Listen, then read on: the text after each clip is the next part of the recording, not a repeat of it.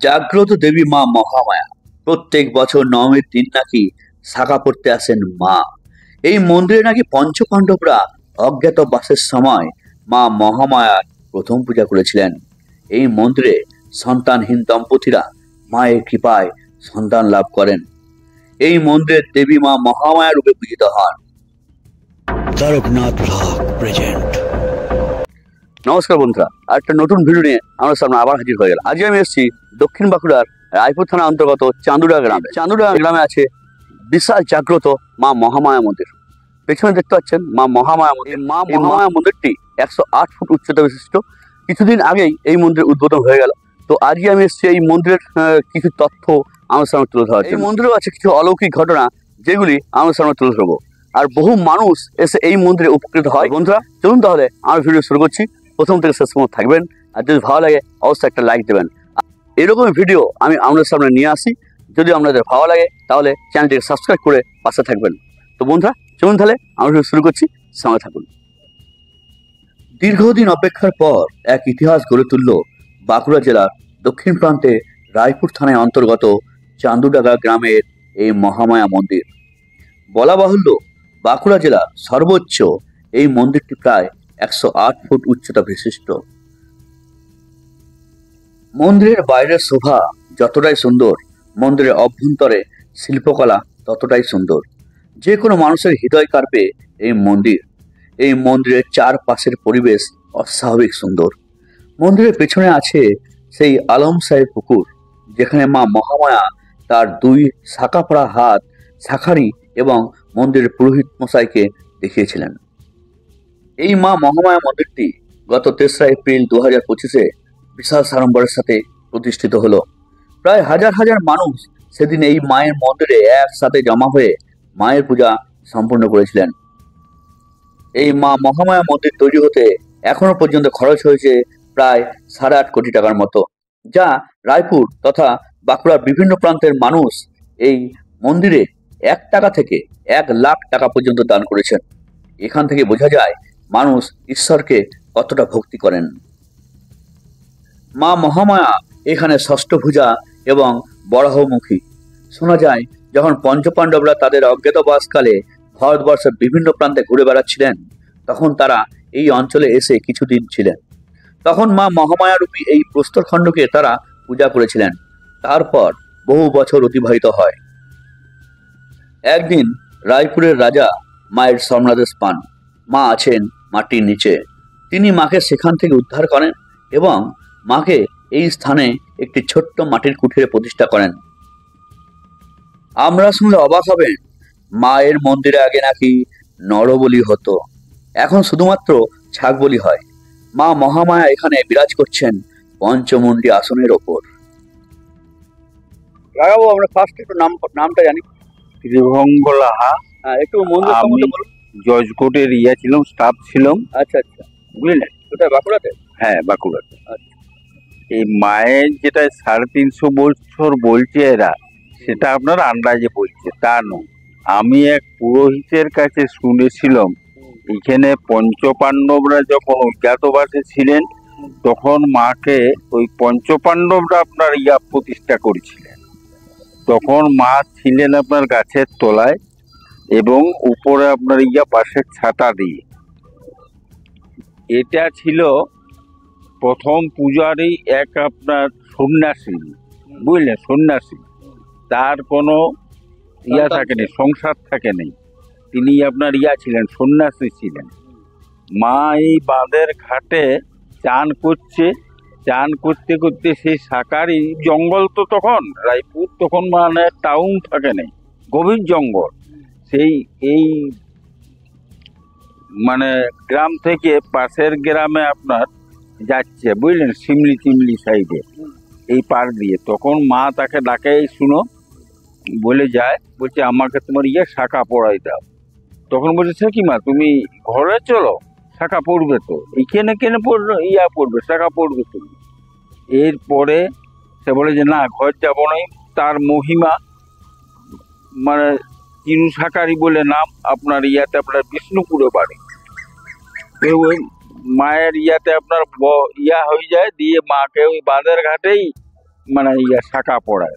বলে তুমি যাও আমার বাবাকে বলবে কলঙ্গাতে একটা ভাড় আছে, সেই ভাড়ের শালুতে বাঁধা মানে আছে ময়ূর একটা আছে, সেই ময়ূরটা তোমার দিবে দাম স্বরূপ।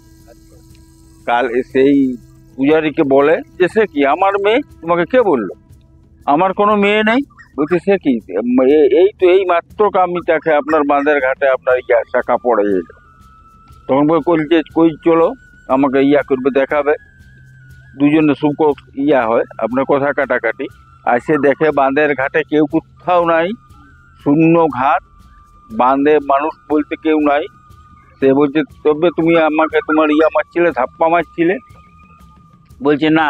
শাখারে বলে হ্যাঁ আমার কে পড়লে শাখা, আমার শাখার দাম পাচ্ছি না যে মা, এবং যাইতেই ভাষাতে আমাকে আপনার গালাগালি করছে।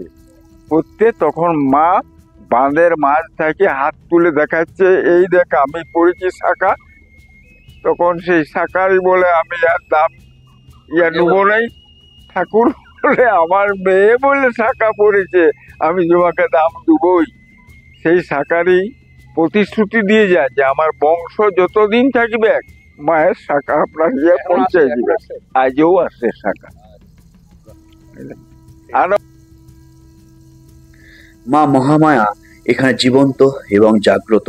এই মন্দিরে মা মহামায়া তার সন্তান তুল্য ভক্তদের ওপর তার কৃপা দৃষ্টি সর্বদা অক্ষুণ্ণ রেখেছেন। উল্লেখযোগ্য বিষয় হলো, যেসব দম্পতির বছরের পর বছর কোনো সন্তান হয়নি, সেই সব দম্পতিও এই মহামায়ার কাছে এসে মায়ের কৃপায় সন্তান লাভ করেছেন। এই মন্দিরে ঔষধ হিসাবে দেওয়া হয় মায়ের প্রসাদী ফুল। আচ্ছা, বাচ্চা টাচ্চা না হলে আমার শাশুড়ি মাথা ওষুধ দেয়। এখানে এই মহামার মন্দিরকে আসতে হয়, দিয়ে পূজারীকে বলে আমাদের বাড়িতে যেতে হবে, সেইখানে ওষুধ পেতে আর দেওয়া হবে। নিয়মটা হচ্ছে 4 দিনের থেকে 7 দিন ওষুধটা বেটে তৈরি করে দেওয়া হবে। মাছ মাংস পেঁয়াজ রসুন এইসব চলবে না, নিরামিষ খেতে হবে 7 দিন। টক খাবার জিনিস 7 দিন নিরামিষ, কিন্তু মায়ের ওষুধটি ঠিক মতো খেয়ে যেতে হবে নিয়ম করে। ওষুধ হিসাবে তোমার ওই মায়ের যে অষ্টমীর যে পুজোটা হয়, তাতে যে ফুল টুলগুলো থাকে সেইগুলো আমরা নিয়ে যাই, সেইগুলো থেকে ওষুধ তৈরি হয়। অপরাজিতা, অষ্টমীর আখ, তারপর তোমার বেলপাতা, এইগুলোই আমাদের বেঁচে দিই, ওগুলোই দিই। যেমন তাদের মনোবাসনা পূর্ণ করলে মা এসে মানসিক শোধ করে দেয়, পুজো দিয়ে যায়, ভোগের জিনিস দিয়ে যায়, চাল তরি তরকারি মাছ। প্রতিদিন ভোগ, 12 মাস 30 কাল। তোমার পোস্ত লাল, প্রচুর মুখে হয় পোস্ত ডালটা, পোস্ত ভাজা ভাজি, বেগুন ভাজা, করলা ভাজা, হ্যাঁ কুঁদরি ভাজা, সবই ভাজা, তার সঙ্গে একটা তরকারি মাছ।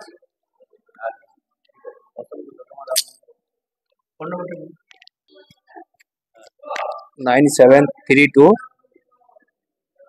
26 24 60।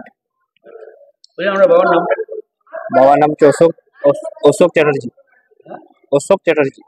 বলছিলাম যে যারা দূর থেকে আসছেন, হ্যাঁ, তারা যদি বলে যে আজকে আমরা ভোগ প্রসাদ গ্রহণ করব, তারা কি পাবে? তারা পাবে বলতে শুনুন, তার আগের দিনে ফোন করে জানিয়ে দিতে হবে, কিংবা এসে বলে দিয়ে যেতে হবে। তারা জিনিসপত্র নিয়ে আসে, যারা খায় চাল টাল তেল সবকিছু নিয়ে আসে, তাহলে আমরা ভোগ তৈরি করি নাকি। তার এই বাঁকুড়া জেলার দক্ষিণ প্রান্তে এই রায়পুরের সর্বশ্রেষ্ঠ মহামায়া মন্দির দর্শন করার পর আপনারা আরো অনেক দ্রষ্টব্য স্থান দর্শন করতে পারবেন। যেমন রায়পুর হসপিটালের পাশে অবস্থিত সেই চুয়ার বিদ্রোহের বীর যোদ্ধা দুর্জন সিং এবং ফাতে সিং এর ঐতিহ্যমণ্ডিত প্রায় 300 বছর পুরনো রাজবাড়ি। আর আছে রায়পুর সবুজ বাজার থেকে মাত্র 7 কিলোমিটার দূরে কংসাবতী নদীর তীরে অবস্থিত প্রাকৃতিক সৌন্দর্যে ভরা বরদি পাহাড় এবং সবুজ দ্বীপ। বন্ধুরা, আপনারা এই বাঁকুড়া জেলার সর্বশ্রেষ্ঠ মন্দির মা মহামায়া মন্দিরে আসবেন কিভাবে? আপনারা যদি কলকাতা থেকে ট্রেনে আসেন তবে হাওড়া স্টেশন থেকে সোজা চলে আসুন পশ্চিম বর্ধমান জেলার দুর্গাপুর স্টেশনে। এইখানে নেমে আপনারা পাশে থাকা বাস স্ট্যান্ড থেকে ঝাড়গ্রামগামী বাস পেয়ে যাবেন। সকাল 8:30, 10টা এবং 11:30 সেইখান থেকে ঝাড়গ্রামগামী বাস ছাড়ে। আমরা সেই বাসে চেপে সোজা চলে আসুন রায়পুর সবুজ বাজার। সেখান থেকে মাত্র 30 টাকার বিনিময়ে টোটো ধরে চলে যান মা মহামায়া মন্দির। এই অতি সুন্দর, অতি জাগ্রত মা মহামায়ার মন্দির দর্শন করে আমার জীবন তো ধন্য হয়ে গেল। তো বন্ধুরা, আপনাদের যদি কোনো প্রশ্ন থেকে থাকে তাহলে কমেন্ট বক্সে লিখে জানাবেন, আমি আপনাদের কমেন্টের উত্তর দেব। তো বন্ধুরা, আমি আজকে আমার ভিডিওটি এখানে শেষ করছি। নেক্সট ভিডিওতে আরও সুন্দর ভিডিও নিয়ে আপনাদের সামনে আবার হাজির হব। তো ভালো থাকুন, সুস্থ থাকুন, টাটা, বাই বাই।